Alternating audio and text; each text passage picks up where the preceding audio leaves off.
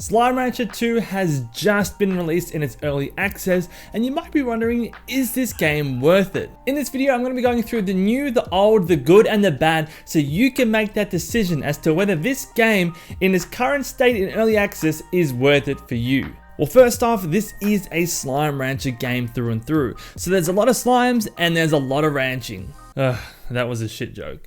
But right out the gate, before picking up this game, just be aware that this is very close to the original Slime Rancher game. There are improvements to be sure, but most of the gameplay mechanics, slimes seen so far, and the gameplay loops are basically identical to the first Slime Rancher. Things are subject to change, however, given that this is in early access, but let's take a look at the Slime Rancher 2 that we see right now and see if it stands on its own 2 feet. Let's start with the visuals.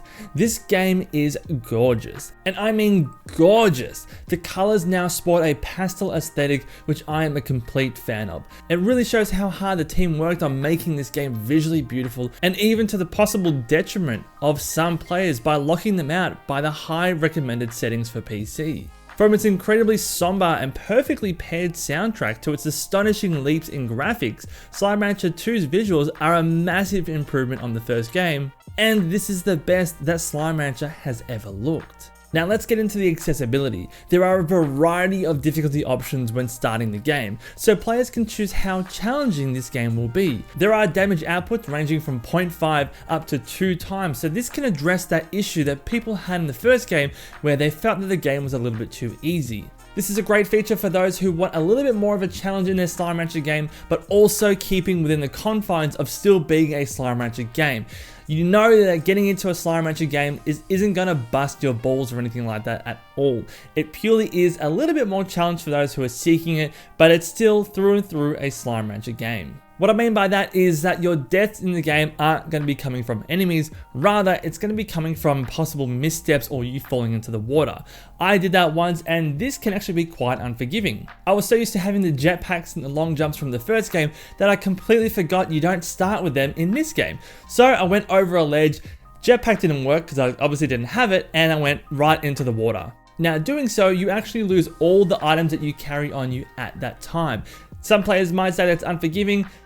For me, it taught me very quickly to watch where I'm walking and get the upgrade straight away, so it depends on your perception and how you actually look at those particular situations. Now onto the level design.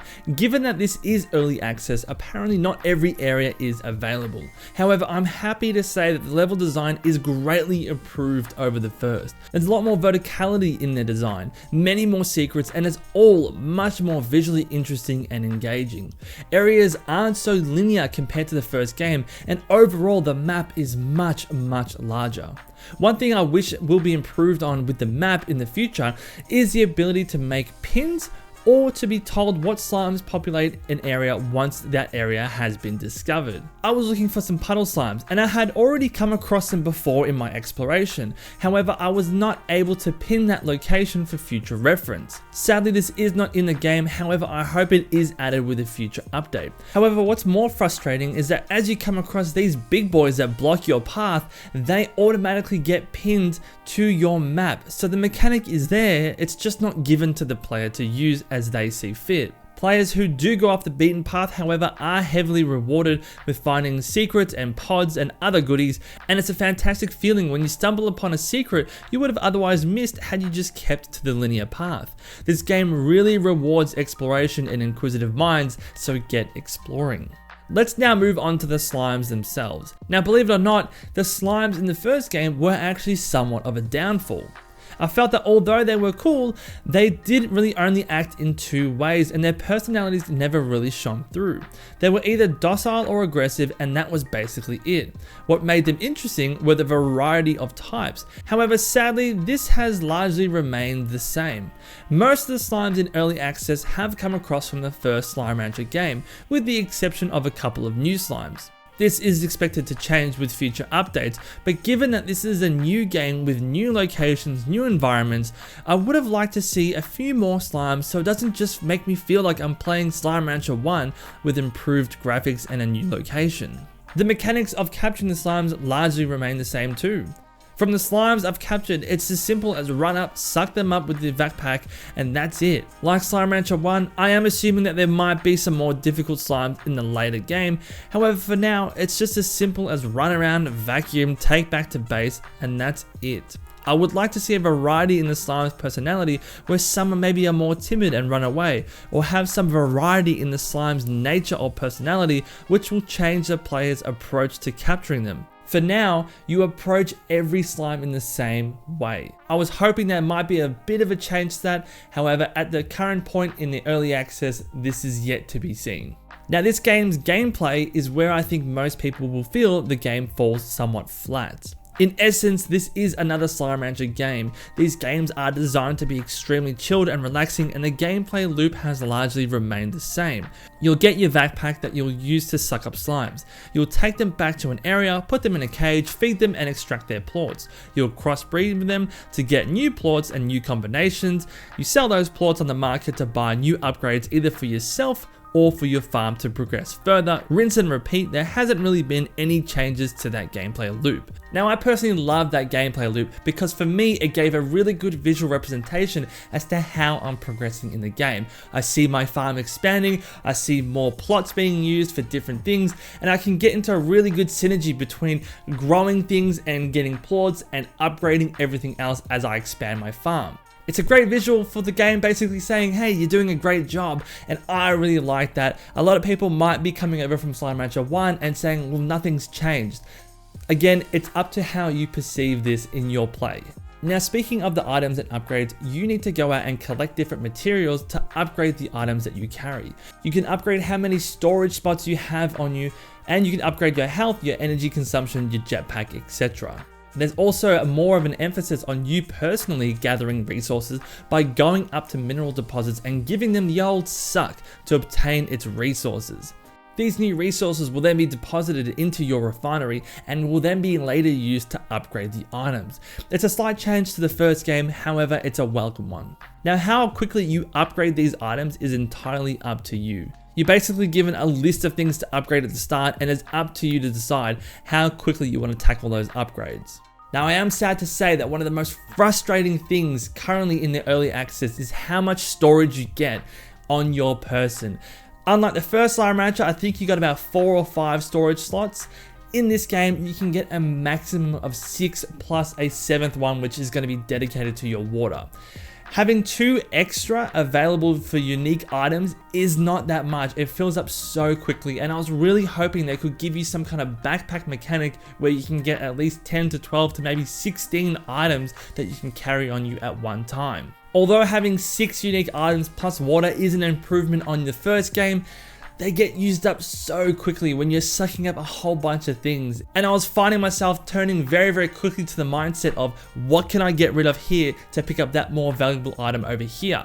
Adding those 2 additional items helped out a little bit, but I definitely think that they need to improve that a lot more, especially since that was one of the biggest pain points in Slime Rancher 1. You can also upgrade how many quantity of those unique items you have, with a maximum of 50 items being held for each unique item. Now, keeping with the sentiment of things largely staying the same, the enemies in the game are basically just the tar slimes, so in terms of threats or dangers, it's still fairly minimal. This isn't really a bad thing because, again, it is a Slime Rancher game and it never really set out to bust balls or anything. You know exactly what you're getting into when you're buying this game. However, given it's a new game in a new location with new slimes, it would have been fantastic to see all this newness extended to some new and interesting threats rather than just maintaining the same tar. Now, the NPC interactions, at least from what I've played, it's still largely the same as well. It's mostly through text boxes, and you might find some things out in the world that hint or give you more information about the lore or the story. There are certain features, areas, and items that are missing, which is perfectly excusable given that this is in early access, but by buying the game in early access, you know exactly what you're getting into, so you can't take points off for missing content.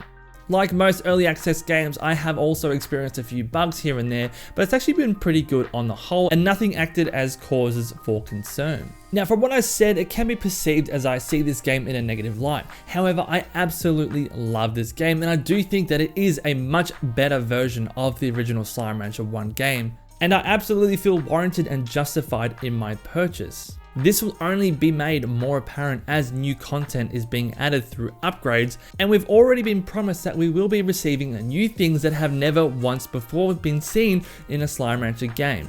So do I recommend this game? Should you get it? Is it worth it? I think yes, of course it is. However, do be completely aware that at the time of this review and its current progress in its early access, this is just Slime Rancher 1 with better visuals, better level design, and a few new slimes. The mechanics, the gameplay loop, and most of the upgrades that can be done on your person and your farm are basically the same from the first game. However, with each update and new content dropping, the differences between the first Slime Rancher and the second will become more apparent. It really is up to you whether you decide to jump in now or wait for a few upgrades or even for the full release to get the experience that you're after. If you are jumping in right now at the time of this video, do be aware that the game is basically a more polished version of Slime Rancher 1 with only a few changes. If you're going to be waiting for a few upgrades or for the full release, you will get a more complete picture as to the visuals and the vision of what this game is intended to be. I would say if you're a hardcore Slime Rancher player, you've probably already got the game, so I don't know what you're doing watching this video. If you are a casual fan, I'd say yeah, still get it, but maybe wait for a couple of updates so there's more to do and the game just won't feel like a polished version of the first game. Now, if this is your first Slime Rancher game, I would recommend still getting it because it is a great game. However, I would suggest maybe waiting for a few updates so your first impression isn't based on an unfinished early access version of the game. But guys, those are my first impressions of the game. I definitely think it's still worth picking up. However, it is very, very close to the first Slime Rancher, which I feel some might be a little bit turned off by. For me, I feel justified in buying this game. I'm very, very happy with my purchase and I can't wait to see what new updates and content is going to be brought out for this game. And obviously with each update, it's going to further separate the two games. So I think at this point in time, the games are the most similar now, but I think as the updates come out, it's going to just distinguish Slime Rancher 2 more as its own unique game rather than kind of being perceived as an add-on or could have been DLC for the first game. But let me know in the comments down below, have you been playing Slime Rancher 2? Are you waiting for more content to be added or are you just not interested in this game at all? And while you're down there, if you can leave a like on the video, that'd be greatly appreciated, and sub to the channel. I will be making more videos as updated content comes out, so subscribe to stay up to date with that. But that's all for today's video, guys. Thank you so much for watching and I'll catch you in the next one.